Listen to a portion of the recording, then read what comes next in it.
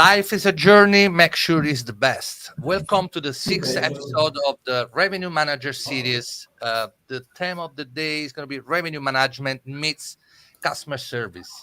Welcome on board and good afternoon, my colleagues, Federica, Jill, and Scott. How are you guys? Awesome. Good. Hello, everybody. Very well. Fantastic. Nice to be here again. Hi, Jill. This time, no Scott. No, sorry, no Harry. He's on a plane, right? He is. He's always traveling, this guy. Scott, how can we do with Henry? He's always traveling somewhere, and we are here on cloud.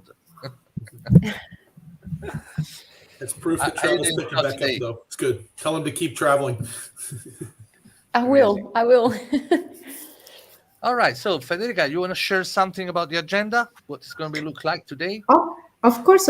We will start as usual with a very interesting panel where we will have Sibylle Luger, who is the Regional Vice President of EMEA and APAC of Ideas, Jonathan Liu, CCO of Claremont Hotel Group, previous GLH Hotel, and Shumi Khan, SVP Business Intelligence Revenue Management at Accor.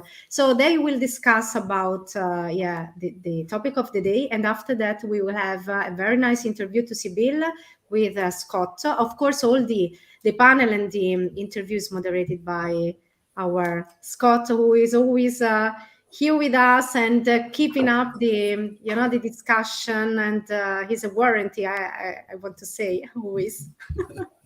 Great. Jill, next episode, which will be the last, is the 1st of December, right? It is, yeah. So there is some time in between. Yeah, let's make sure we post the link of the next episode once the page is ready, so we can start to wrap some subscribers. Yeah, it will be online soon. Yeah, great. All right, Skull, you know what? At this point, I will open the transaction and leave the words to you so you can introduce the panelists and start the great conversation, right? Excellent. Cool. Well, Enzo and Fede and Jill, I'm super excited about today's episode. As you guys know, one of the topics we routinely address on the Revenue Manager Summit series is the role of the Revenue Manager. And we've talked in the past about the origins of the position and how it evolved from just setting pricing, the Excel geek version of a revenue manager, to include channel management, and then later on, in many cases, digital marketing in the core responsibilities. But now we're going to jump a step further down the timeline and talk a little bit about the continued evolution of the role and how technology is impacting that, and how customer service and customer satisfaction has been brought into the fold. So super excited about it. It's a discussion that we have a lot. I think we're going to see stuff that we've been talking about for a while, and how far along the reality curve is it, some of those things. So this should be a really, really interesting discussion today. Fantastic. So let's look at the clip and start the conversation. Awesome.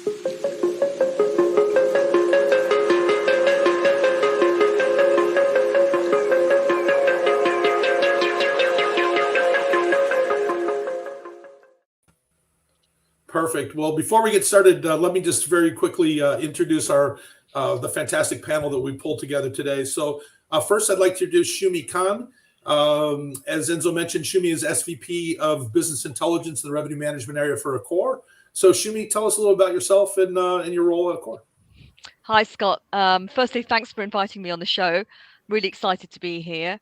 So I'm working with the group at Accor, and looking after things like business performance, reporting on business performance, understanding what our trends are from a guest perspective, from macro perspective, and also looking after the revenue management function as well, which includes looking at deciding what systems that we use and driving best practice across all of our hotels and our hubs. Awesome. Thanks, Shumi. I would definitely love the ability to have your perspective on the big picture of the stuff we can accumulate, and the amount of data that you see. I think it's going to be really insightful to us today, for sure. Next, let's meet Jonathan Liu. Jonathan is Chief Commercial Officer at Claremont. And so, Jonathan, tell us a little about yourself and your role at Claremont, and a little bit about your guys' news that's coming up in the next couple of days. Thanks, Scott. Great to be here. I'm Jonathan Liu. I lead the commercial strategy function here at Claremont Hotel Group. we were GLH Hotels till just this week, where we changed to Claremont Hotel Group to really focus on our key brand, the Claremont. We're a collection of 17 hotels across London. In the luxury sector, we're the Claremont brand. The mid-scale, we're the Thistle brand. And we also have our lifestyle brand, the Hard Rock Hotel London.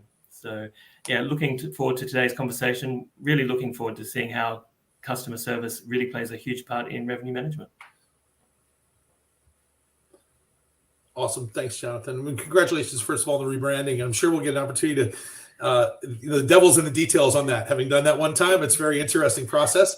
So I'm sure we'll get an opportunity to learn a little bit more in the course of our discussion on some of those fresh nerve endings, so to speak, for you right now. Finally, for those of you that don't already know her, let's bring out Sibylle Luger, who's RVP for EMEA and APAC for Ideas. And Sibylle, tell us a little about yourself and your role at Ideas. Thanks, Scott. And yeah, likewise, it's an absolute pleasure to be here today. And I think it's a great topic to think about how revenue management and customer service actually can go hand in hand.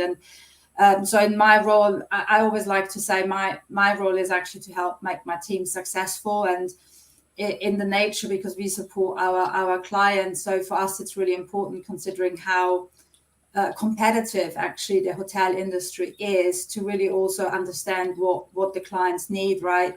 We need to talk about clients. What are the future trends? What is the future technology? And how can you quickly adapt to technology so that you actually don't fall behind with the competition? And this is where it's so nice to see how actually technology is really starting to think about how can you improve the guest experience, so that technology not just boosts your hotel performance and operational efficiencies, but also drives really the value a guest wants from a hotel stay. Absolutely. I think that's really the center of our discussion, right? How do we take something that was very analytical and really was, quite frankly, geared towards getting the maximum amount of someone's wallet and turning it now into getting them to willingly give us the maximum amount of their wallet, based on the fact that they have so many choices and so many different ways to look at things. Before we get too deep into details, you guys, I thought it was really cool in our planning discussion that there were several different interpretations of the topic today as we started to discuss it. So what I'd like to do is ask each of you briefly before we get rolling, where do you think the biggest opportunity or challenge exists right now for us when it comes to that intersection between optimizing revenue and driving customer satisfaction, or you might think of it as not ruining customer satisfaction, but however way you want to look at that. I'm just kind of curious what your initial thoughts are. So Shumi, let me come back to you first. What are your thoughts on the topic in general? Well, my thoughts on the topic is that, hospitality really is missing a trick when it comes to upselling and also developing packages, customized packages. For other industries do it really well. You look on Amazon, they're always like suggesting what to buy given your current purchasing patterns. Within the service industry, it's really part of business as usual to recommend an additional product once you've bought something. If you go to, like, say, McDonald's, for example, and you're on the automated ordering system and you order a burger, it'll always offer you fries or a drink or something like that. But within the hospitality sector, we're a bit slow to move on that, and I think that probably is the biggest opportunity for us in terms of being able to drive targeted offers for customers that are relevant and appropriate for them. Yeah, that's also, I think that's one of the things we'll get directly into in a second, is that gap between the wonderful things we talk about and what 90% of the hotels in the world are currently doing. I think you bring up a great point. I think sometimes we're a little slow on the uptake with that. So let me go now, next, just real quick, let me go now to, to Jonathan, and just ask you, what are your thoughts, Jonathan? You had some pretty serious thoughts on it. And so tell me what your thoughts were. Yeah, I think at the heart of our business, it's people. It's our teams, it's our customers. And I think if you have that focus and you're looking at those experiences and focusing on the customer, it's the only way that you can really drive a holistic business performance. So you need to take that into account whenever you're looking at your revenue strategies, to make sure that you have that customer at the forefront of your mind. And I think the opportunity we really have is using those insights. We've always looked at data really carefully, and we've got so much data to choose from, but we probably haven't looked at the full range of data when it comes to customer behaviors, customer analytics. So it's time to bring that into the fold and really make sure that you can make the most of it to drive your business performance. Exactly. Yeah, I look forward to digging into that piece with you a little bit further, because I think you've got a really cool portfolio. It's a size that's manageable in that regard, but also a critical mass, so it's worth doing all that stuff, right? And things make sense where sometimes for an individual hotel, the return on investment might not necessarily be there. So definitely look forward to talking about that. And so, I heard a little bit about that, Jonathan, in terms of the technology piece, right, and how it's coming along. So, Sabeel, let me ask you, like, you're kind of our resident expert on emerging technology as a member of the Ideas team. What are your thoughts? Where's the Star Trek version of all of this? I think it's a little bit a combination of what has been talked about already. It's a little bit rethinking the approach. So how are things done today? Is this really how things should be done in the future? And how can you do it in a way that's thoughtful, that keeps, the core of the industry at the heart? Because a hotel is about providing a service, but you want to get your maximum profit for providing this service and for providing this experience. And it's really kind of like, how do you need to look at this data, and what data signals are you going to have to use, and how will technology help you to better segment your guests, and that you can really use more predictive analytics around it that really gives you the right insights and allows you to make the right decisions. And I think that's where we are today, where we kind of have to find a way to look at data different, and hotels also have to think about what can they do differently, right? And what are areas which are currently underutilized and where there are plenty of opportunities to expand further on. Gotcha. Perfect. So, and I'd say it's interesting to me, as we look at all of this, I feel like there's a need for us to keep transparency in the forefront. And it's, as we remember all these additional tools that we're getting, we also get additional fragmentation in distribution channels. And there's also a million places where people can research. So it doesn't matter if we tell them it's a good deal. If it's not a good deal, they're going to know. Chances are, if it's not a good deal, they're going to be able to purchase our hotel at a better deal somewhere else if we're not careful. So I think there's a real issue with somehow, adding all of this complexity, but at the same time remaining transparent, which is a very interesting balance to try to strike. A big part of our discussion in that initial time when we met was around personalization. And we've been talking about it as an industry for a long time, right? It seems like personalization has been the thing. And that obviously starts with data about the customer. And unfortunately for many hotels, that's kind of where it ends, right? They just don't have the ability to collect and act with the data. So Sabeel, I'm going to come back to you because I think this is one of your hot buttons. How can hotels really take advantage of personalization? Like, functionally, how can they make that happen? Yeah, I think, and the key to that is really the data and how you actually look at the data. And in my opinion, the function of revenue management generates a vast amount of data. So you have pricing data, you have sales data, you have distribution data, you have market mix channel data, right? And at the moment, the revenue managers obviously have the ability to understand the basics of that, and they're the tactical experts when it comes to pricing. But how do you really use this data to become a little bit more forward-looking, right? And how can you really do that to improve the performance of the hotel? And when you think about what type of data is taken today, well, at the highest level, we know why a client is staying with us, why is the guest coming. We understand a little bit about the channel and the source of the business. We know the geography, so where did the travel originate from. We look at the cost of that business, so how much did it cost us in terms of acquisition. And then ideally, you want to also look at the total spend, right? So how much did a guest spend? Where did the guest spend? And if you really start collecting this data, you can go a little bit back to the foundation of revenue management, and you can actually do micro-segmentation. So, and that means you can actually more precisely target and price your guests because you actually offer a much more personalized package. And this will give a guest an experience so that you actually don't even entice them to go and look at your competition. It's really that you attract them because you make actually the selling a lot simpler, and you give them the choice and the flexibility to book what's relevant to them. And that's kind of where we see a little bit the future going. It's kind of like, how do you also look at incremental revenue to drive that, provide better packaging, and do more targeted marketing campaigns to really help create this personalization, which actually more clients are craving for. Yeah, we'll definitely get into a little bit about the sort of customers looking for value as opposed to just looking for price. And I think, Jonathan, you brought that up, which we'll touch on that in a second.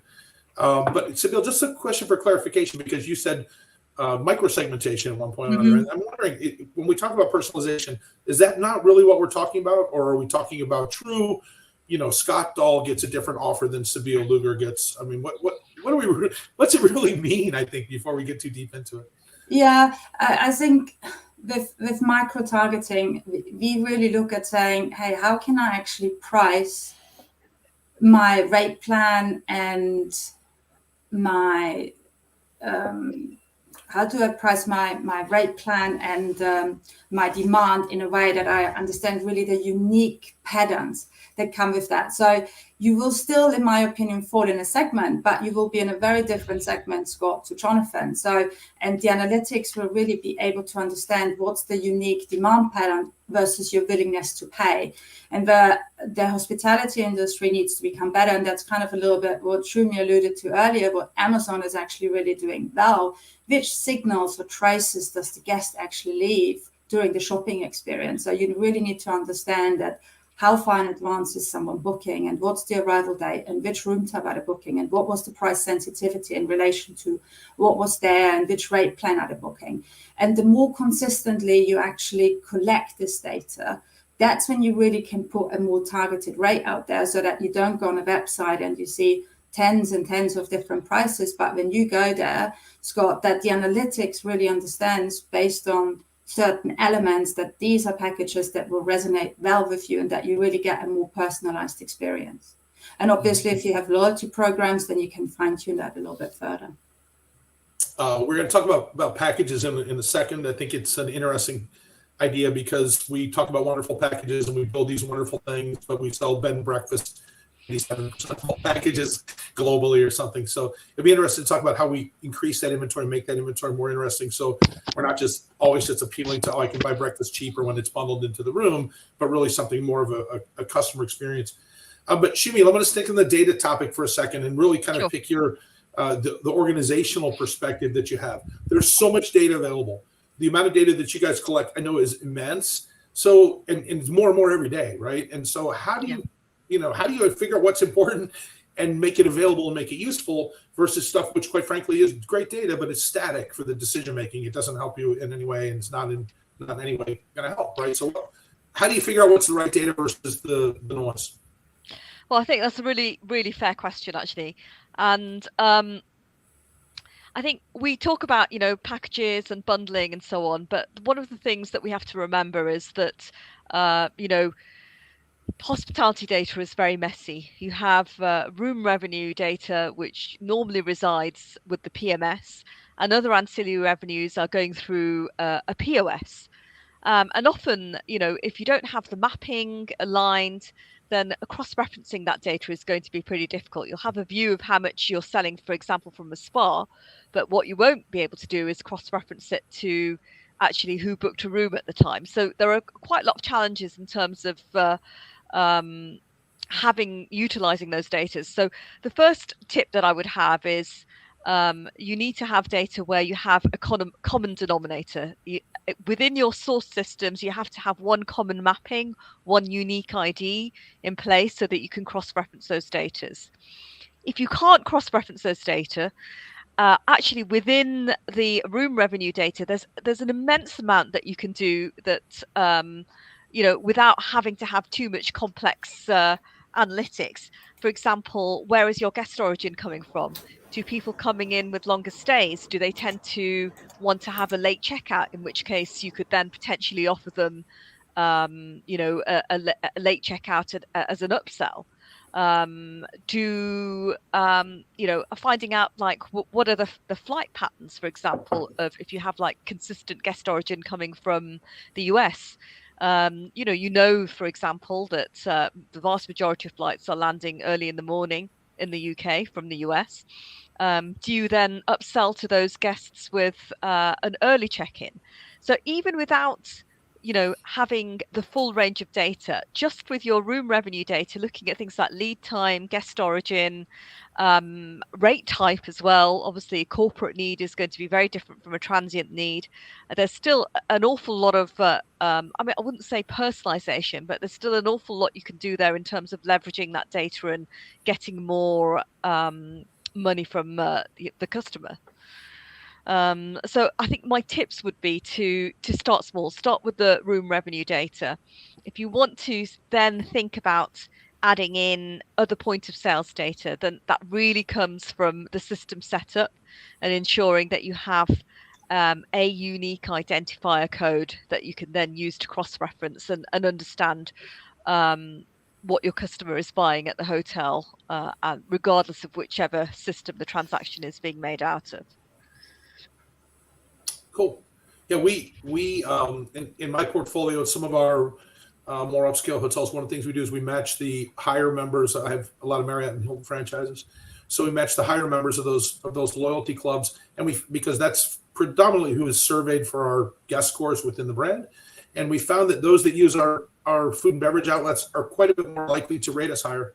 So the interesting thing even could potentially be to have a product improvement campaign, which is not necessarily based on improving the product, but based on bringing in the customer who's most likely to rate you higher because they use more of your facility. So understanding that about them doesn't have just the ancillary revenue benefit, but also potentially other.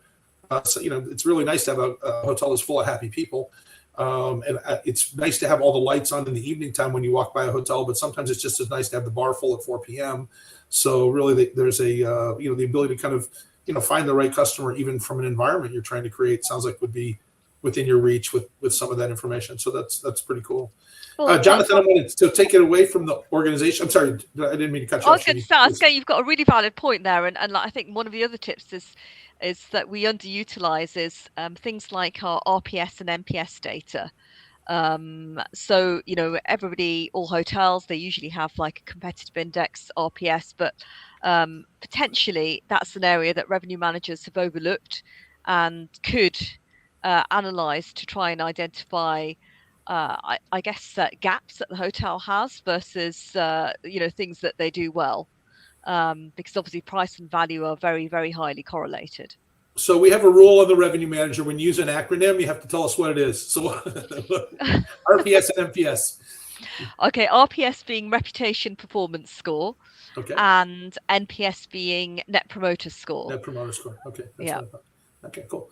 So, and it translates to a lot of different things based on the brand you operate. And if you don't operate with a brand, there's services that are available, but still very super important, right? And knowing who that, it was kind of revealing for us, honestly, that what it started out with was the higher folio value had a tendency to rate us higher. And we all kind of went, oh. And it wasn't necessarily all room rate. It was the ancillary spend and stuff. We sort of really, pull up, folios and look at them. It's like, well, this person went to the bar every afternoon and stuff. Oh, okay. Makes sense. Okay. So thank you guys very much. Jonathan, let me ask you now, let's take it down to the ground level, down to the operation part of it. You run a whole portfolio, right? You're responsible for all of the top line. What are you able to utilize so far? What's working for you? And then I'm going to add a little piece to the question. What's on your Christmas list in terms of tools that would allow you to take it the next step? I think for us, it's really trying to understand the entire customer journey. I think if you have a thorough knowledge of all the different moments across that customer journey, you can then understand what pieces of data are really important to make that moment special. I think one of the key things to understand is that buying journey isn't just one transaction. As Shumi mentioned, there's lots of other elements around spa, around food and beverage. There's lots of other incremental elements that you can add into that journey, but you're never going to buy all those elements in one transaction. So it's trying to understand when's the appropriate time to put the appropriate offer in place in front of the customer. Yeah. So I think obviously, we're talking about the shopping cart, right? And we're getting this Shumi, you came straight up and you mentioned Amazon right off the bat, right? So we know what we're talking about is that piece of it. How do we get more stuff in there as a way to increase the transaction, right? Especially if it's not just breakfast all the time, but it's something meaningful that has to do with the customer experience. So Jonathan, I love when you say that the journey, it doesn't need to just be a single transaction. Elaborate on that. Give us a couple examples of what you're referring to. if some guests of ours are London being a very international market, we're booking 12, 18 months in advance. And it's great that they're booking the room then, but they're probably not really concerned about their experience and what they're doing in London. So they're probably not prepared to make any dining reservations or bookings for shows and things like that. So as you go through that booking journey, so they've made the reservation, then perhaps 3 months before arrival, you thank them for making that booking, looking forward to welcoming you. And there's another opportunity maybe for an upsell into another room type. And then perhaps pre-arrival, a few days before, when you're giving information about how to get to the hotel, maybe that's the best time to ask for a dining reservation. So all the way through this journey, all these interactions, there's small opportunities for revenue to be gained, rather than just putting everything at the very start and packaging everything up into one big package. And even when they arrive at the hotel, whether it's upselling at the front desk, whether it's a soft sell through text messages or chat while they're actually in the hotel, there are more opportunities to drive revenue in that overall portfolio. And I think that's where you were saying, looking at your customers, those higher portfolios, because they're interacting more with our teams, interacting more with the product and services, they're more likely they're going to have a better experience. Yeah, absolutely. I think you mentioned something else that I kind of want to follow up with you. You mentioned the customer looks for value, which I think is a very insightful statement, right? They're not just looking for the cheapest pricing, but they look for value. The days of per diems are done, right? It's what can I get for my money, and what's the best experience. So I mean, how does that come into play? I mean, it's what means value? Typically, breakfast at a discount is all we've been able to sell as a value as an industry. So what does it mean on a bigger scale? Value is a very personal thing to our customers, and each customer will have a certain type of value that they're looking for. Perhaps for some guests who are in town for an anniversary or a party, then a drinks voucher or a discount at the bar is really important. But if you're traveling with a family, then probably shotting tequila at the bar at midnight isn't your thing. You probably want to have something around a larger room, bigger space, more activities to do out and about in the city. So it's trying to understand what value means to the individual customer.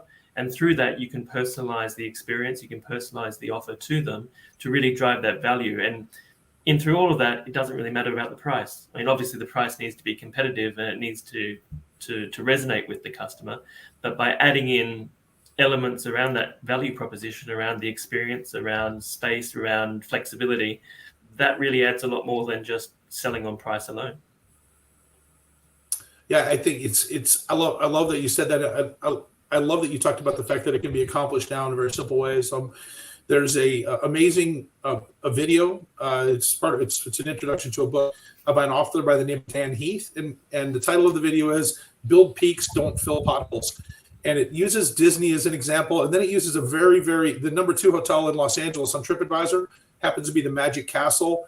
None of us would stay there if it weren't for the special things that are going there, because it kind of looks like a dump online, to be honest with you. But it's the number 2 hotel in their system. And he talks about, like at Disney, think about it. If 75% of the time you're at Disney, you'd probably rather be on your couch watching television. But it's the other 25% of the time that creates those memories that when you recap the memory, those are the things you remember. You don't remember standing in line. You don't remember sweating. You don't remember the $25 hot dog. You remember the experience overall and creating those peaks. And so I think you're right. I think if you can bring some things into the customer experience that are special, I think it irons out a lot of stuff. I think you don't necessarily have to be perfect in every regard to be able to be able to make a difference. And I think that speaks to also some of those things. Try them, get started. If you watch this video, it's only 4 minutes long, but it's absolutely fantastic. It talks about some of the programs they have, which they have a lending library of DVDs. Like, how hard is that? But it's something that people comment on, and that sort of thing. So interesting concept, definitely. So now, Sabine, let me ask you, and this is the more going on the tech side. Great idea, but in many cases, legacy systems don't have the ability to put these products on the shelf, right? So again, I come back to that bed and breakfast sort of an ideal. So what exactly what's coming? What's going to make this whole process easier? I think a lot of it will come back down to data and how you look at data, right? And I actually really liked what Jonathan just spoke about, because when I was actually reflecting about the panel discussion, funnily enough, I got actually an email from the airline I booked my Christmas trip with to see if I wanted to have an upgrade, a paid upgrade, you know. And equally, a few weeks ago, I had to fly to the States, and they were oversold, and they rewarded me for being a frequent flyer, and they upgraded me. So I think airlines actually get it really pretty neat in terms of like seeing what's the value versus the reward, and you kind of have to strike a little bit of a finer balance there. And I think it will really come down to understanding a little bit better your customer, and also understanding a little bit what's the cost associated around your customers, right? So that you really know how to report on this data, how to forecast on this data, and that when you look at who books with you, because we often talk about channel optimization, OTAs, third-party providers, and they're expensive, and the cost of acquisition. But if you really think about it, if you have someone who maybe has a high acquisition cost, but they bring really quality revenue in, like you said, you had a higher portfolio of good rated guests, but it probably is not so bad that you get that in via a third-party provider. If you get something in via a third-party provider and the cost of acquisition is low, but also they book lower room types, to spend less in the hotel, they become a little bit of a less of a desirable customer. So, and this is kind of really... in order for the legacy system to be able to react to that, you really need to break down the data to a level that you really can understand it, and then you can actually implement better strategies so that the systems can actually react to it, and that you can design the right campaigns that you can then implement and distribute out versus via various channels. You mentioned Sabile room types and things like that. One of the things that comes to mind is the differentials, right? And pricing those room type differentials and stuff. Typically, we set them static for the year. We leave them alone. We never think about them ever again. In the case of a lot of the hotels, like the hotels I operate, are diamond and platinum and whatever metals happen to be the precious metal of the year. Those people get those rooms. Like, we don't even really endeavor to sell them very often. What about that? What about the things like that, room type increments and stuff? Yeah, I think at this point in time, many hotels still actually kind of like probably run the risk of probably overly discounting, because what you often do is you just flex it off a particular type. You say 3 weeks in advance, I give you this, and then 2 weeks in advance, it's this. And what you really need to do, rather than do it statically, you really need to think about a more dynamic approach, so that you really use analytics that they can then predict what's actually the consumer behavior, what's the willingness to pay versus the demand, so that you can really fine-tune a little bit your pricing, and that you don't over discount. But then I think the other thing, Scott, which hotels still often do, they have a best flex rate, and that's what they use to price the rate plans off. And they have maybe a standard room type, and that's what you use to flex your rate plans off. But is this really the room type that's most often booked? And is this really the rate plan that's most often booked? And do you really want to use this rate plan or room type to flex it off? So it's really also really understanding of what is actually your most popular rate code, what's your most popular room type, and really think about, do you price these optimally, and have you really figured that out? Yeah, I think, you make a great point. I think just simply being aware of how many times you sell those upgraded room types because someone chose it, versus how many times did yield management force that to be the only thing available, and that was the cheapest room they could buy from you anyway, and they didn't really care about the living room. It is really interesting information to know, and kind of the beginning of understanding that stuff. There are several, Jonathan, kind of to your point, that the path is not a one-time transaction. Many of you are probably familiar with Nor One, right, in the process that they have of upgrading. And it's very successful. It's effective. But often, if you look at it, it's done for a fraction of the money that we would have sold it ourselves in the very beginning of the process. And so maybe just be indicative, not so much that that's the perfect time to hit them or anything, but rather someone's found the right price point to get someone, what do they see as the additional value for the extra few square meters of their room, or something like that. So thank you, Sabile. And now, Shumi, let me ask you, from the data side, how do we know we're offering people stuff they want? We only know if we're offering them something they want if they buy it, effectively. I think that's the most simple answer. All we can do is we can look at the data and look at what we call correlation, statistical correlation between someone that's purchased a non-flexible rate on a midweek versus and to see, what their trends are and whether people with a similar profile have purchased, I don't know, a spa or whatever, a spa treatment and so on. So the whole nature of predictive analytics is that it corrects itself as time goes on, and that's the whole nature of machine learning, is that you continually have to test and then measure and then refine and then test and then measure and then refine, and there is no one answer because that customer demand is continually changing. So it's not an exercise that you can do once and then say that all customers of this profile, of X profile, will always buy B. That doesn't work. It has to be a continuous process. And that in itself is the difficulty of executing it. There are ways to do it. I mean, other ways that, for example, a lot of these e-commerce vendors do it is they have tags on their website so they can actually track the customer as they navigate through the website and retarget the customer according to what they've clicked on. But again, from the hospitality industry perspective, we are actually quite far from that. But I think, test and learn. I think that's probably even if you don't have machine learning in place, it's all about measuring. I mean, to be able to measure is to be able to get better. So you can start doing some tests, measuring, statistically analyzing it, refining it, and then starting again. But it has to be a continuous process. It's a cycle. Otherwise, it won't work. So let me ask you, and obviously don't get yourself in trouble. Don't betray the secret sauce. But what I mean, are there some interesting things that you're finding that we might find surprising from a correlation perspective?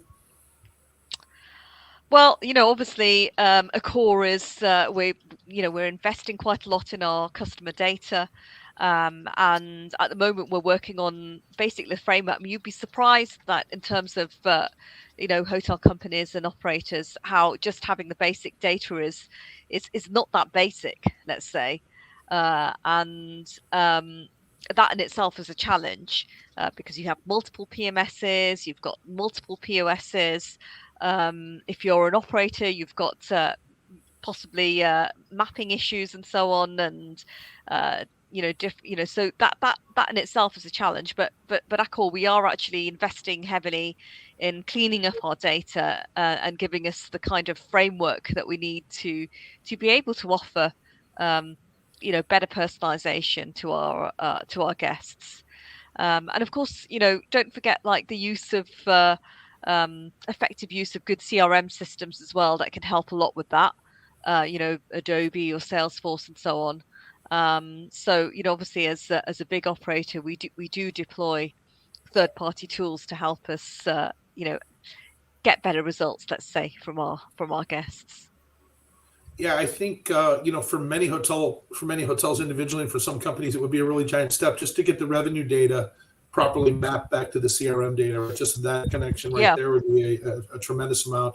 Let alone picking around their Facebook profiles to try to figure out if they like Mexican food or not. That's a whole. Even, I mean, industries like the mobile phone industry, they're regularly looking at things like operators. They look at things like ARPU, average revenue per unit, or average revenue per customer. Gambling's looking at customer lifetime value. And of course, there are opportunities for you touched on it a little bit before. It's about what the customer lifetime value is, not just what they buy at the hotel, what they book, ancillary services. It's also how much it costs to get that customer as well. And I think there are a lot of opportunities for hospitality groups to make better decisions by moving towards looking at that whole piece. But we are far, I think, as an industry, we're quite far from that. No doubt. There was a question. It's interesting. I'm actually going to ask, I'll ask you, Shumi, as a follow-up, and then kind of interested in any of the panelists' thoughts, but it just came flashed across. Oh. What do we think about using folks from outside the industry? I think we want to believe hotels are different, right? It's so different. Nobody can come into our industry from somewhere else. But obviously there's expertise outside of our industry because we're all talking about Amazon. We're not talking about Hilton and Marriott in this conversation, right? So, what do you think about that? I mean, what's the, well, I to get over it? Well, yeah, I mean, I can hardly say that we can't hire people from outside of the industry, given myself Right, outside are a relatively new hire from outside of the hospitality industry. So I'd say that, you know, I think there is a good cause for getting people from outside the industry. I think one of the big problems is setting expectations, because if you're coming in, and this is how I speak from a personal perspective, if you're coming in from, you know, an Amazon or even an Expedia, which is still in the industry, you're coming in with the assumption that you've got a nice clean data set and everything's running smoothly and there's standardization across everywhere. The reality that there isn't. And because if you're an operator and you have like owners, they all have their own perspectives and so on, so that bit is always going to be very messy. So I think, yes, get people from outside of the industry, but I think you really need to be able to set expectations as to what you can achieve, because take it from me, when you're coming outside of the industry, you're always surprised at how messy everything is. Right. Yeah, you come from a watchmaking environment and we hand you a sledgehammer and we tell you something like that. Yeah. Make a pretty watch. Good luck. It's definitely the case. I mean, we always talk about that. There's a big gap. Our industry's got a thin profit margin, and so Sabine could probably tell us better than others, but there's definitely some apprehension in investing money to make money sometimes. And so there's always this long curve between the early uptake and when everybody's on board. I mean, I don't think there's anything at this point in the industry that everybody's on board. All right, so guys, so panelists, this has been a really great conversation so far. But there's a big gap, like we were just talking about, right? What's really happening and what should happen and stuff like that. And so my question is, kind of as we start to wrap up a little bit, how do we get the rubber on the road? How do we get started? So Sabine, let me ask you, like, you know, I'm sitting here watching this. It all sounds wonderful. But I have XYZ Legacy PMS. That's basically my technology investment. Where should I look next? Yeah, I think sometimes the first step is don't make your hurdle an excuse, right? Just because you have a legacy system, it doesn't mean that you can't start somewhere.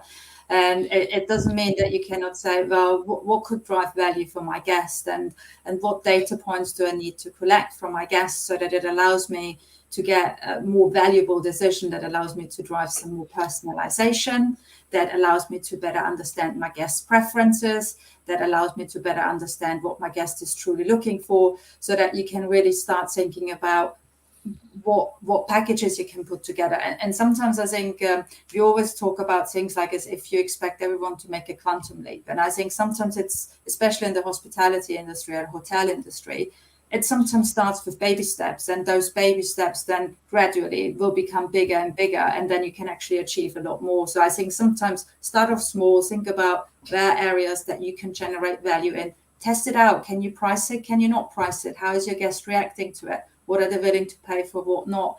And then package accordingly and see what experiences you can create for them to drive incremental revenue. For sure. Yeah, I mean, if I was going to go super simple, I would say every single check-in that has an Expedia or Booking.com proxy email address, can you get a real email address, please? just find out who they really are. Let's be able to talk to them after they check out. And so, Shumi, let's go one step up the food chain a little bit. Hotel's okay. It's got some stuff. They get a star report. They get they have a rate shopping tool. They have some stuff like that. You know, where would you go next? Like, what would be the big opportunity kind of for somebody who's okay, but, you know, needing to evolve a little bit? As Sybil said, I mean, there's still, just with the room revenue data alone, there's a heap of things that can be done. You know, if you've got Star, obviously, you'll know what your market share is. You'll be able to calculate how much additional revenue you're going to make, or how much additional revenue you're losing to the competitor. You need to look at your ARI. That will tell you whether you're positioned well versus your competitor, or whether you can increase a little bit more. If you have a rate shopper, for example, you can look at the spread of rates between all your comp set. And if you find that there's a big spread, there's obviously opportunity to, generally speaking, mathematically speaking, there's opportunity to yield a bit more if there's a wide spread, because it means that usually that signifies a lower price sensitivity from the customer. However, if they're tracking close together, then there's probably less opportunity for you to yield more and drive that price a bit bigger. So there's still quite a lot of things you can do just with the basics. And even if, and then, beyond that, if you've got your room revenue, you can look at your lead times, you can look at your rate types. Are you booking corporates or transients? Potentially you can cross-reference that with your reservation systems and see what time of day they're coming in, to see if you can capture opportunities for upsell or, early check-in. And so there's still, even with the basics, there's still a large amount of data with which you can get really valuable insights. It takes a little bit of analytical thinking and a bit of maybe Excel wizardry, shall we say? But you'd be surprised how much value you can glean just from the basic data. Yeah, I think for those that didn't catch it, in a moment I'm going to ask you each for, like we usually do, for a little nugget of wisdom. But there was an amazing one in there that just kind of went through in a list of things, and that was the effectively the bandwidth of the pricing and as a proxy for elasticity, right? If you see a lot of different prices in your marketplace, there's probably some room to move. There's probably some elasticity. If everybody's found a pretty tight little band, then you can almost kind of assume that everyone's found what's working, and sometimes breaking ranks from that is a more difficult challenge. But that was a pretty good nugget. And if you think about it, the way most of our rate shopping tools work now with visual, the kind of the historical pricing evolution, right, or the pricing trajectory, you can see that pretty easily, pretty quickly. So that was a cool little piece that you just snuck in way. there. Yeah. So thanks very much. Finally, Jonathan, I'm going to ask you a little different perspective, right? And that's the perspective of the above property leader. So I'm sure we've got many of those watching. It's a pretty big chunk of who tunes into the show regularly. What are the 2 or 3 most important metrics that you find really kind of help you manage the portfolio from above? I don't think there's 1 or 2 magical indices that we look at it. It's really a balanced approach, and it is looking at your commercial elements. It's looking at your conversion. It's looking at your customer metrics, not only from a sort of experience, but your customer user experience, conversion, and acquisition. And then lastly, the colleague or the team elements. And I think the most important is, if you're looking at any of those elements of your internal data, you need to benchmark that to the market. How relevant is it to the market? You might have some amazing revenues coming through, but they may be only a fraction of what the competitors are doing, and you're losing share. So whether it's a customer measure, whether it's a commercial measure, make sure you have some tools that you can compare that to the market to really see the relevancy of that success. Agreed. Totally agree. All right, so panel, we're kind of getting towards the end of our time. As I mentioned a second ago, this is what we kind of like to do. We sort of like to go around and get everybody to give us that one piece of information that they think, if you were just walking away with one thing, what would that be? So, Shumi, let me ask you the golden nugget of wisdom from our discussion today. What advice would you give hoteliers? Well, I'm going to talk from a data perspective, but you can't improve what you can't measure. So I think start realistically with the data that you do have access to, and start small. Doing something is better than doing nothing at all. And it is, as Sybil says, baby steps. But the most important thing is set yourself some KPIs and start measuring them. And that's your first step towards having a more data-driven approach. Yeah, because you have to build the culture too, right? You don't want to introduce KPIs that don't matter. But I think if you do have a couple, to start looking at them is really, really sage advice. I think start developing that a data-driven environment. And Jonathan, like you said, right now the budget process, benchmarking is key, right? Because 25% next year may not be very much, and so I think there's a real issue with trying to understand that stuff. So, Bill, let me ask you next. Golden nugget of wisdom. I was thinking a little bit about it, and I changed it. If you don't mind, I actually would like to share some hard truths. Mm-hmm. I think especially with this panel discussion, I mean, if you think what has happened, especially since COVID, right? The guest has become a lot more digital mature. Anyone who buys or purchases something, the first point of call is now you look at the internet. That's where you go. You don't go into town to look for something. And I truly believe that hotels really have to start looking at investing in technology. because that's the only way how they will actually remain competitive. And it doesn't matter if you're part of a big brand or a small brand. I think that's just what the consumers will expect in the future. And if hotels don't do that, if they don't offer choice and personalization and service, I just don't think that they will remain competitive. So that would be my nugget. Really think about what you need to do in order to be digital mature. Yeah, I totally agree with you. I mean, COVID did a lot of things to our business, but your part of the business really, I think, took really good advantage of that time to really understand how the world had changed and adjust algorithms so they're more reflective to what it took to be successful, identify these new sources of data and stuff like that. So really kind of the haves and have-nots gap, they say grew 10 years in that time period, but I think it continues to grow at that same speed because as people start to implement this technology and use it, it's going to start to show up in those benchmarking reports. So you're going to see the haves and have-nots in terms of actual market share and stuff. So I think that's great advice. You have to figure that out. It's tough for the individual hotelier, right? Because the percentage of their revenue is much smaller than Jonathan has across his portfolio, or certainly as Shumi has across hers, right? In terms of resources. She said machine learning, and that makes me giggle because we've been talking about artificial intelligence and machine learning for a really long time, but the applications of it, quite frankly, are at that level. Not at the front desk on the PM shift. So it's really interesting as we talk about that gap, but that's good advice, Sibyl. Thanks. Jonathan, I'm going to throw it to you, man. Bring us home. One nugget of wisdom. I think for me, it's dare to fail.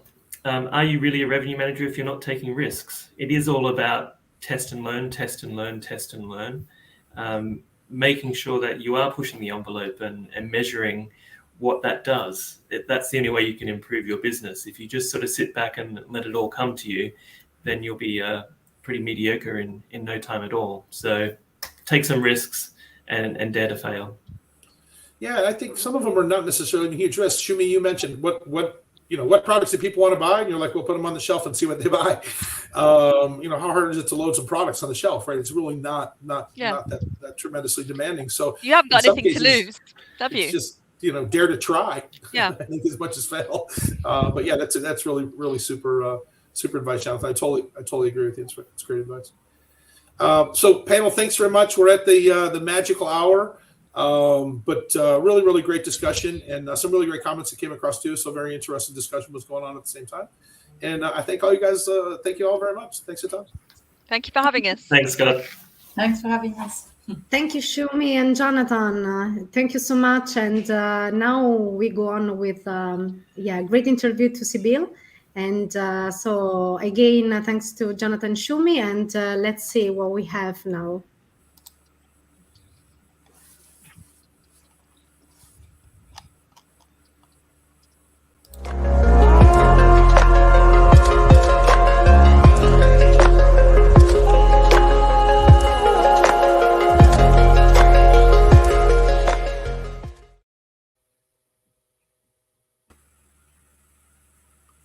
Hello again. Welcome back. Hello again. Yeah. This is, I think, a very interesting conversation, very interesting follow-up to the stuff that we just talked about. I love having somebody from Ideas on our panels when we get to meet like this, because you guys have such gigantic reach. You get to see so much of what everybody does, and yet you don't really have a real impediment to, other than sharing someone's secret strategy, right? A real impediment to sharing that information. And so tend to be, whether it's you or whether it's Klaus or my good friend Garth, we tend to get into really interesting stuff that's pretty thought provoking. It always leaves me at the end kind of, with some sort of an idea that comes from it. So thanks for being here. Really appreciate it. Thanks for Ideas support of the series as well. I just want to let me throw this one to you. Pretty simple, right? What data what's available for revenue managers out there, and how should they be utilizing it? I think like we talked about earlier, right? There's a lot of data out there, and in a way, I always like to say data is a blessing, but it's equally a curse, because it's great if you have this vast amount of data, but it only is useful if you really are able to gain the right insights from it, and if you're really able to tell a story with it. And I think the important thing is when you think about data, hotels that are able to create data that can gather information about the guests that is accurate and that goes over a longer period of time. These are really then able to offer better deals that resonate with the guests, that add value to it. You create packages that are a lot more tailored. And that then in the end serves two purposes. It allows you on the one hand to boost room revenue, and you can also boost the overall hotel's revenue. But equally, you can generate revenue at a broader perspective, because I think also one thing that has happened is you really need to think about how can you not just utilize revenue management to optimize rooms, but you really need to think about the hotel as a complete asset, right? But for that, you really need to have data curation, and it starts with good hygiene data, right? Good hygiene. Yeah, right. No, it's very true. I mean, Shumi mentioned it also. We were talking. A lot of times, it's wonderful to think that you're going to just jump in this data and find a lot of insights, but a lot of times you spend more of your time cleaning the data and figuring out what the exceptions are than you actually spending any time with it, which is always disappointment. I used to, until recently, I was teaching in Switzerland, and it's fascinating when you give students a case because you fill in all the gaps. But then when you use a real hotel, they come up and they go, "Oh, I don't have any market segmentation from May till October." And I go, "Yeah, I happen to know that hotel. They had a lot of turnover in night audit. There's no market segmentation." They're like, "What? How can I make a decision?" "Oh, you got to figure it out." Yeah. So it's really, really different when you get all the way down to it. You mentioned an interesting concept, which I used to pound into their heads a lot too, and that's data-driven storytelling. Mm-hmm. And I used to tell them, I say, anybody can turn a star report into 3 pages of narrative, and I don't want to read it. I know how to read a star report, but it's only one person. And, it's a gifted person that can tell a story and pick 3 or 4 pieces of data out of the hundreds of pieces of data that are available that make the compelling story, right? So, I mean, talk a little bit about that. Like, if we're going to stay the gatekeepers of all this information, exactly as you said, we've got to learn how to share those insights, and we've got to learn how to become, quite frankly, as we've talked about, more central to the service and more central to the customer satisfaction piece of the business. So, I mean, give me a little bit. I mean, what are your thoughts on that? Give me some examples. So it's absolutely true, right? And I think for a long time, there was always a lot of discussion around, we need to be this commercially connected organization. But I think there's still a lot of talk about it, but I don't think that the hotel industry really has done it, right? Because in a way, it's really the hotel revenue manager's job, or the corporate revenue management team, right? Whichever, if you're a small hotel, large hotel, that you share those insights. But I also like to say it takes a village.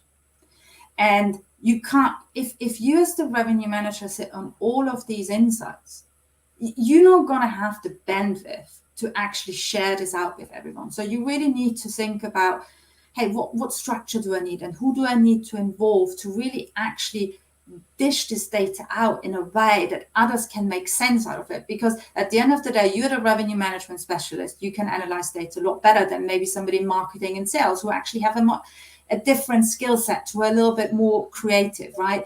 And if hotels really want to become more connected, they need to build an ecosystem, and that's not just revenue, marketing, and sales. It goes into the operations, and you need to still tell stories, right? And I actually saw a client the other week, and they were in London.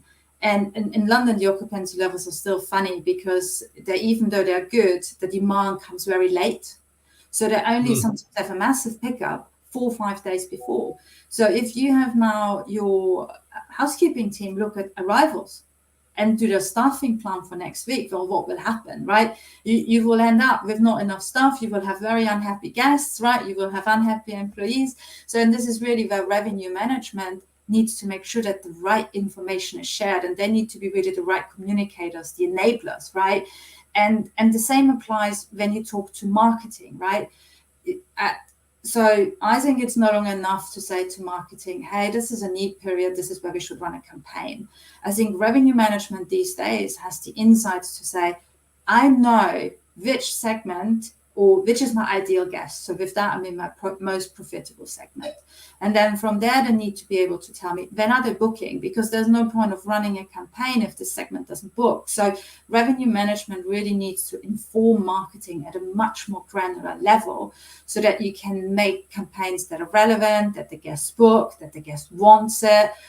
Like in the previous panel discussion, Jonathan said it 3 months before. Do maybe your upgrade promotion. Hey, we have so many suites left. Why is that not a time, even if it's a low demand period, when you know you can't sell it anyway, right? There's still so much where really revenue management could so much better inform the organization and become a lot more of a trusted advisor to the organization. I think there's a paradigm shift for revenue managers, though, a little bit too, right? I think we historically have been asked for the answer. And in this particular case, it would not necessarily be to provide the answer, right? But it would be to provide the data that a group could come up with the answer. And I think that's kind of the way that the revenue manager gets out of the cubicle in the corner and becomes the key player, because there's definitely still this thing in the industry right now. To me, it makes perfect sense, probably because I'm a revenue manager, that the revenue manager would direct sales, right? I know exactly when we should have business, so on and so forth. I'm not going to tell you how to sell. That's your individual transaction and so on and so forth. But historically, the director of sales and marketing, the revenue manager often has answered to the director of sales and marketing. So there's an interesting paradigm shift in terms of how do we share that information? How do we have expectations? Okay, I just spent a bunch of time putting this information together, hopefully showed you some insights. It sat in your inbox for 30 days. You didn't do anything with it. How does that, how does that happen? It's very interesting in the industry, because I think that has to kind of shift a little bit along with it too, whereas the it moves the line of accountability, I guess, a little bit, right, as far as that goes. Because historically, there wasn't nearly as much data, but we sent it to the marketing person. And let's face it, that's typically a temperament that's not going to be the best at, grinding through a whole bunch of data, trying to find correlations. They're better to act on it. But they also are probably the largest ego in the building in most cases, because that's how they got to be where they are.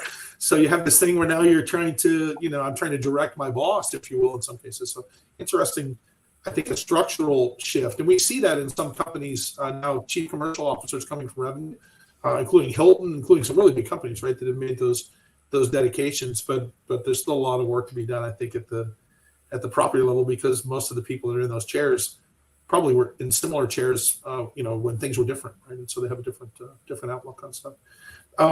No revenue manager episode would be complete without specifically talking about pricing. So let's talk about pricing, right? Personalized pricing, wonderful. We've been talking about it forever. It seems like amazing win, in my opinion.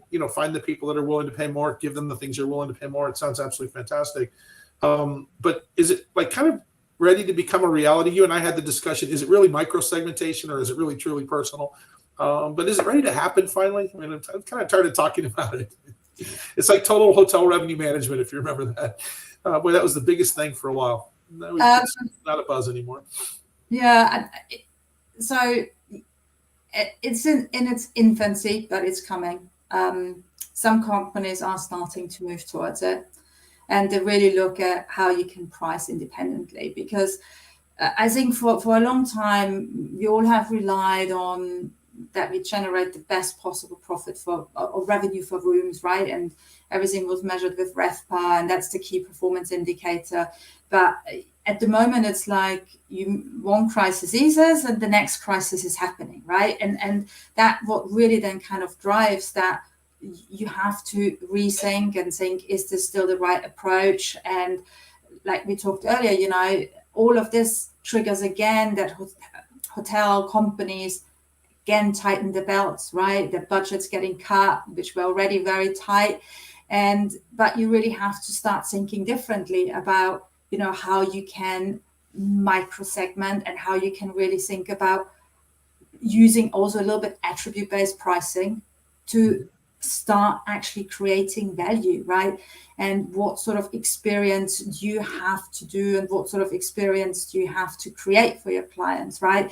And I think it's in its more simplistic way, we always have done attribute-based pricing in hotels, right? You price by room size, by view, balcony, no balcony, right? So from that perspective, there was always kind of some hard attributes.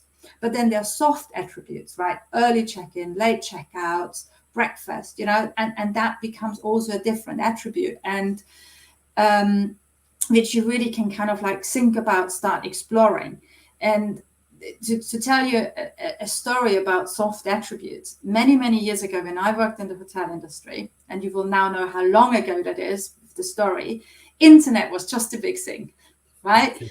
And internet came out, and we had it in the hotel, and then we thought, hey, how can we make more money? And we were like, why don't we charge for internet? Everyone wants it. no, we're going to charge $30 a day for the internet. Well, what obviously happened is it was a disaster. It definitely wasn't a success because our clients, it was mutiny, right? How do you dare to charge me for internet? It kind of was like, how can you charge me for a glass of water? And I think the industry, though, has advanced because it wasn't necessarily wrong to charge for the internet.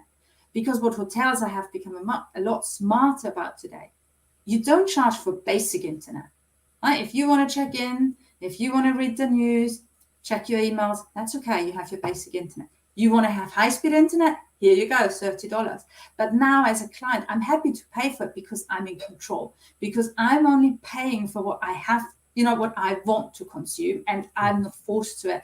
And I think this is a little bit where hotels need to really think a little bit outside of the box. What are clients prepared to pay for because they see value in it? And what do they kind of like consider their basic right? And that was really, for me, it was a very valuable lesson. We obviously stopped charging for internet back then. But, there are so many ways how you can really create better experiences for clients, them in control. Yeah, I think we talked about in the last session, we talked about value, right? Not just the price, but value and the way people see value. And to me, there's this very, almost like this moral line, and it's not really a moral line, but I almost think of it that way. And that is that if personalization causes me to pay more, then you're going to lose the ability to know who I am, because we all know how to run an incognito tab at this point, right? So it's very easy to go back to the website one last time and go, wait a minute. Okay, so you know who I am and you're charging me this amount, but a total stranger pays less. Yeah, I'm finished. You'll never know who I am again. I know how you operate. So there's this transparency. I keep using that term, but I think there's a piece that has to be behind it, which is truly about there being value, right? So it's finding that sweet spot where offering the customer value is still attractive to the hotel, whether that's incremental services or, quite frankly, offering the customer something that they can't get, right? Which I think is a lot of, if you think about all the packages we sell, they're all wonderful, but if a package came to tickets to something that you can't get the tickets any other way, now that's a value, Yeah. And quite frankly, that's a value that doesn't even have the ability to go out and validate the price because you can't get it any other way. This is the only place. So it's really interesting as we start to navigate down this path, the slippery slope. But we all know the hotels that think they instill urgency by raising their price a little bit, using cookies or using some sort of a method when people come back.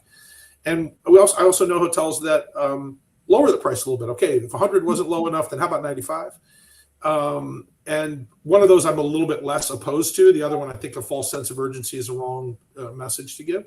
But neither of them, I think it's not transparent, right? And as soon as I can get onto an incognito tab and expose that, I think it's kind of sad. I think we run the risk of losing the relationship with our customers. So we got to really find that stuff that they find valuable and I think price it appropriately. But as you mentioned, attribute-based pricing, right? The time of paying the same for the room as everyone else and requesting a high floor with an ocean view and wondering if you're going to get it or not, I'd gladly pay 20% more. Why not let me pay 20% more so that I can know in advance? And at the same time, somebody who just wants to be there because they're a beach person, they leave at 7 a.m. They don't come back until it's dark. Why not let them have inventory at a lower price because they're not going to take advantage of that? That's the kind of stuff really that is really big. And what's interesting about it is I think that a lot of it is, to Jonathan's point, a lot of it has an opportunity to be done after the initial selection. I think people look at us with a reference price point, and they often buy that reference price point room type to your point. But if we go back to them some point later on, especially if we realize there's 3 people in the room or some kind of a thing like that, and we go back to them later on and say, hey, listen, did you realize? Then we have an opportunity to monetize something that, quite frankly, on the day of arrival, we're going to give it away anyway. So we might as well sell it to somebody. So I think you make a really, really, really awesome point. Yeah. So we're almost at the end of our time, but now I want to take advantage of the fact that you guys have all this great reach. So I want to ask you a little bit about other industries. We talked about Amazon and a non-perishable industry. But let's face it, the airlines are a million miles ahead of us on this too, and they do face perishable, similar kind of things, right? They, for $15 more, you can have 6 inches of extra space. For $10 more, you can get on with Group 1. It's just incessant, right? The number of things that they come back to you with, and some of them aren't for me, but none of them bother me when I get them because the upgrade for $30 might come along later on. So I just keep looking. I don't care about that. Legroom, I'm 6'5". Yeah, legroom, $15. I'm in every time. So what are they doing? How can what can we learn from them? I think I agree with what you said. You can't take everything from what the airline industry is doing, because their landscape is not as competitive as the hotel landscape. I mean, the hotel industry is in a very tight landscape, right? But I think one thing is, and we already alluded to that a little bit, is like, I think with the digital maturity and with this new guests coming into the, buying the hotels, the experience, I think these guests and these more digital mature people, they actually will be willing to give you preferences if you do the right thing with this knowledge, right? If you give them a better experience, and I think that's true if you're a leisure traveler, if you're a business traveler. And I think what hotels can still learn from the airline industry is what choice of menu actually matters to the hotel guest, right? Is it that the room should be away from the elevator, or is it that they want to have free parking? And I think the other thing which the airline industry is really good about, that they kind of understand the total package a little bit, right? So for hotels, you need to think, what are the attributes for the room, but also think, what are the attributes your hotel has to offer that's really unique and that you could actually use to create this special experience. We talked obviously about the pre-arrivals, but then I think one thing is really about think about what could you do in terms of different ways to create really bespoke experiences. And I actually experienced two with hotels actually not too long ago. So one was on my trip to the States, and we had a company meeting in Minneapolis, and we just stayed in a nice hotel in downtown Minneapolis. Check-in experience was good, and they were like, hey, by the way, there's free coffee every day in the morning, right? Great, free coffee, right? Who doesn't like free coffee? The bad news was the coffee was so bad that you really didn't want it, right? So I kind of was like, well, it's great. It's such, it made me happy in the first moment, but it actually didn't make me feel like very special after I tasted the coffee. And in a way, you didn't create a great experience for the guest, but on top of that, you actually have to provide the coffee, and you need staff to service the coffee. So you're actually not really adding anything to your wallet share. On the other side, not too long ago, we went to the Isle of Wight, and I stayed in a nice small hotel, good check-in experience. What did they say? Every day at 3:00 in the afternoon, you get actually free cake. And I have to admit, I do love cake. So we had cake every day at 3:00 in the afternoon. What was not free was the tea and the coffee. But because the cake was free, it didn't matter that I had to pay for tea or coffee, and the coffee was nice. So, in this particular instance, you got something which made you feel special. It added value to their stay, but equally the hotel was able to create some incremental revenue. And I think these are kind of like the experiences guests want to have, so that you create brand loyalty, that people come back, or that people talk about you and give you good reviews. That's a fantastic example. I love that. Because if you think, you're exactly right. If you said, hey, listen, you get a free coffee when you purchase a cake, who wants cake? Free cake? I'm in. Know your customer. So I was sold on it. You know your customer. If you look at me, I'm clearly much more motivated by cake. So that was a really good one. I like that one. So anyway, Sibylle, thanks again. I think it's super insightful. It's very interesting, always, like I said, to talk with you guys and understand kind of where we're headed. And I think it makes people really think. And I think for those people that are still kind of trying to get on board, at least knowing what that light post is, or that guidepost, so that if you focus on the things that matter and what's going to more quickly be able to be enabled by technology versus what's way off on the horizon. I think that's just tremendously helpful to hoteliers as they make decisions all the time, and especially during the budget season. So very, very, very, very useful. All right, so let's get Enzo. Come on back out. Come see us. I was there. It's like, in the backstage, you don't feel like. I know. Had a great conversation. Thank you, guys. Thank you, Sibylle. Well, thank you. It was really great. Thank you. Let me open the camera to my colleagues. Here we are. Diego's back. Diego. Hi. Okay, Hi. Sorry.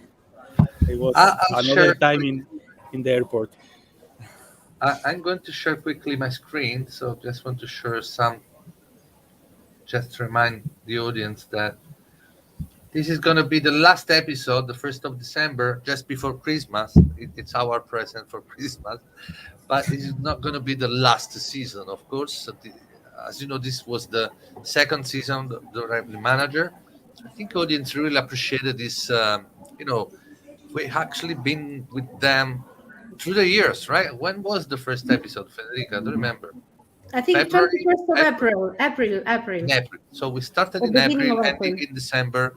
It's like Easter and Christmas time, but definitely we are on the plan to organize the third season. We'll share more details coming soon. But in meanwhile, you can make sure that you're not going to miss the last episode.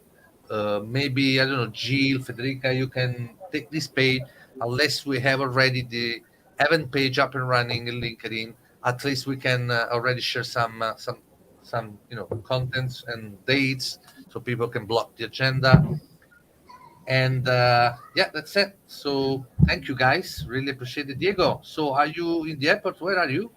Another time I'm in Barajas, Madrid. So I was traveling back to Ibiza. I was a couple of almost 10 days in Brazil. I'm sorry because I couldn't attend the first part, and thank you to have that conversation, Sibyl. Nice to hear you.